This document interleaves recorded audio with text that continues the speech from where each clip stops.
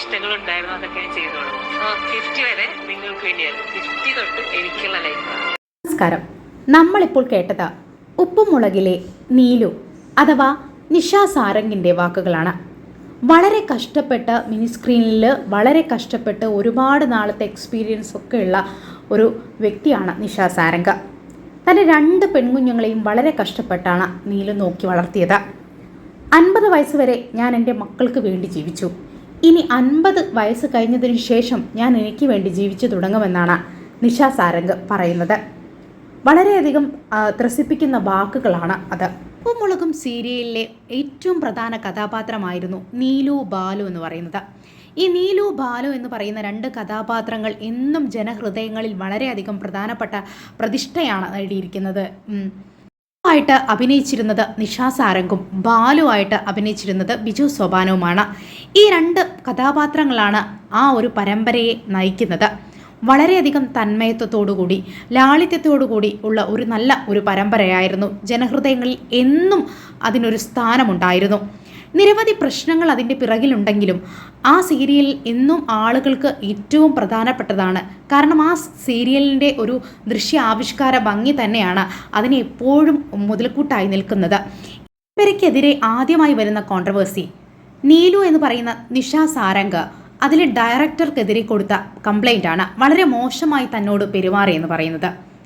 അടുത്ത ഒരു പ്രശ്നം എന്ന് പറയുന്നത് പരമ്പരയിലെ മകനായിട്ട് അഭിനയിച്ചിരുന്ന മുടിയനെ പരമ്പരയിൽ നിന്നും റിമൂവ് ചെയ്തു ചില കാരണങ്ങളാൽ എന്നാണ്. അതും പ്രേക്ഷകർക്കിടയിൽ നിരവധി പ്രശ്നങ്ങൾ സൃഷ്ടിക്കുകയും പ്രേക്ഷകരുടെ വിമർശനങ്ങൾക്ക് കാരണമാവുകയും ഒക്കെ ചെയ്തു.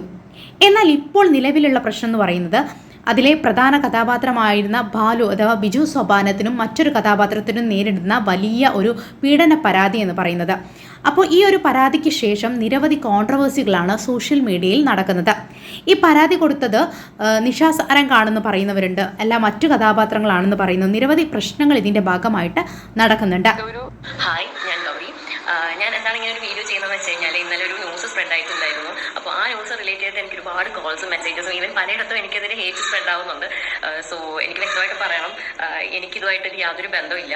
അപ്പോൾ ഞാനിപ്പോൾ പലരും എന്നോട് ചോദിക്കുന്നുണ്ട് എന്താണ് എപ്പിസോഡ്സ് ഇല്ലാത്തത്, എന്താണ് റീസൺ എന്നൊക്കെ ചോദിക്കുന്നുണ്ട്. റീസൺ വേറെ ഒന്നുമല്ല, ഞാനൊരു ട്രിപ്പ് പോയേക്കുമായിരുന്നു ഷിംല വരെ. ഞാൻ 20th റിട്ടേൺ വന്നതേ ഉള്ളൂ. വന്ന ഉടനെ ഞാൻ റീജോയിൻ ചെയ്യുകയും ചെയ്തു. 24th വരെയുള്ള എപ്പിസോഡ്സിൽ ഞാൻ പാർട്ടുമാണ്.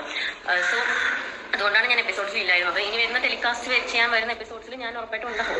ഈവൻ അവർ ടെലികാസ്റ്റ് ചെയ്യുന്നുണ്ടെങ്കിൽ ഞാൻ ഉണ്ടാവും. സോ അതാണ് സംഭവം. പിന്നെ ഈ നടിയെന്ന ഈ ന്യൂസുകളിൽ പറയുന്ന ആൾ ഞാനല്ല എന്ന് ഞാൻ വ്യക്തമായിട്ട് പറയാണ്. അനാവശ്യമായിട്ടുള്ള കോൺട്രവേഴ്സികൾ സ്പ്രെഡ് ചെയ്യാതിരിക്കണം എന്ന് ഞാൻ അഭ്യർത്ഥിക്കുകയാണ്. ഏതൊരു നടി കേസ് കൊടുത്തു ഉണ്ട്.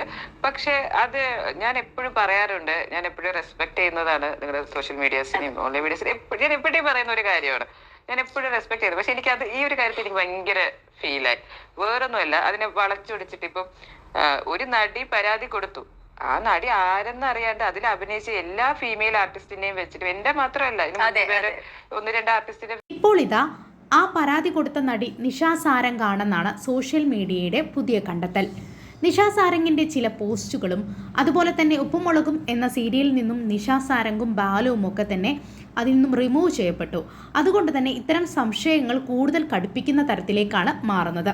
കൂടാതെ നിഷ സാരംഗും ബാലുവും ബാലു അഥവാ ബിജു സോപാനം ഇവരൊന്നുമില്ലാതെ ഉപ്പുമുളകും മുന്നോട്ട് പോകില്ലെന്നാണ് ചില പ്രേക്ഷകരുടെ പക്ഷം എന്ന് പറയുന്നത്.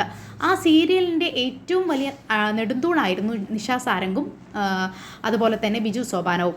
ഈ 2 ആളുകളും അതിൽ നിന്ന് മാറിയതോടുകൂടി സീരിയലിൻ്റെ തന്മയത്വം നഷ്ടപ്പെട്ടെന്നും സീരിയലിൻ്റെ ആ ഒരു രസം ഭംഗി നഷ്ടപ്പെട്ടെന്നും ആണ് മറ്റു പ്രേക്ഷകരുടെ കമൻറ്റുകൾ.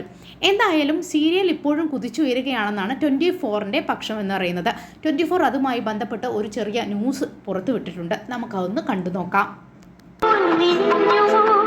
2015 ഫ്ലവേഴ്സിൽ ഉപ്പുമുളകും എന്ന വ്യത്യസ്തമായ പ്രോഗ്രാം ആരംഭിച്ചത് മുതൽ അതിലെ ഓരോ കഥാപാത്രങ്ങളും നമ്മുടെ കൺമുന്നിലാണ് പടർന്നത്.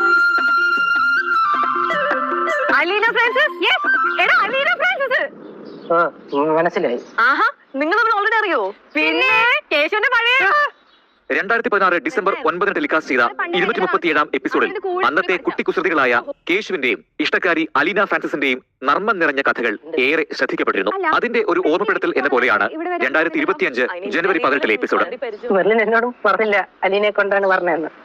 എനിക്കറിയില്ലല്ലോ. നേരായാലും മാന്തിക്കൊണ്ടിരിക്കുന്നത് ആരാ? എനിക്ക് ഇങ്ങോട്ട് മനസ്സിലായില്ല. ഇത് അലീന. ഇത് വലിയ കഥയാ, പറഞ്ഞുതരാൻ കേട്ടാ അല്ലേ യേശു? യേശുവും ഇഷ്ടക്കാരി അലീനയും വീണ്ടും കണ്ടുമുട്ടുന്നു. നർമ്മരംഗങ്ങൾ കോർത്തിണക്കി പഴയതിലും വീര്യത്തോടെയാണ് തിരിച്ചുവരവ്. അലീനയുടെ എൻട്രിയിൽ സർപ്രൈസ് ഒളിപ്പിച്ചാണ് ആദ്യ എപ്പിസോഡ് അവസാനിപ്പിച്ചിരിക്കുന്നത്. വർഷങ്ങൾക്കിപ്പുറം ഉപ്പുമുളകിന്റെയും കഥാപാത്രങ്ങളുടെയും ജനപ്രീതി വർദ്ധിച്ചു. പല എപ്പിസോഡുകളും യൂട്യൂബിൽ ട്രെൻഡിംഗ് ആണ്. നിനക്ക് യേശു, നീ നിർത്തിക്കോ, അല്ലെങ്കിൽ ഇനി ആ വിൻസെന്റ് തോമസ് ഈ വീട്ടിൽ കയറി വന്ന അമ്മയെ ഞങ്ങളെ ഇവരെല്ലാം പറയും. വന്നു നോക്കട്ടെ, അന്നേരം അറിയാം.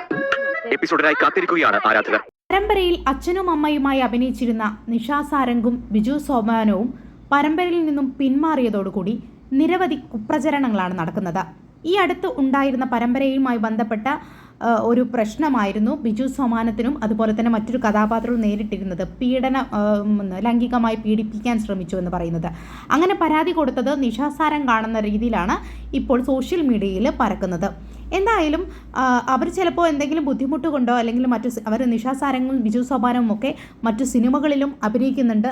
അപ്പോൾ അവരുടെ സിനിമാ മേഖലയിലൊക്കെ തിരക്ക് വന്നതുകൊണ്ടായിരിക്കാം ഒരുപക്ഷെ ഈ പരമ്പരയിൽ നിന്നും വിട്ടു നിന്നിട്ടുണ്ടാവുക. പക്ഷെ അതിൻ്റെ പേരിൽ നിരവധി കുപ്രചരണങ്ങളാണ്, ആവശ്യമില്ലാത്ത അനാവശ്യമായ പ്രചരണങ്ങളാണ് നടക്കുന്നത് എന്നാണ് മനസ്സിലാക്കാൻ സാധിക്കുന്നത്. എന്തായാലും നിങ്ങളുടെ അഭിപ്രായം രേഖപ്പെടുത്തൂ. Thank you. എൻ്റെ ചാനൽ ഇഷ്ടപ്പെട്ടെങ്കിൽ സബ്സ്ക്രൈബ് ചെയ്യൂ.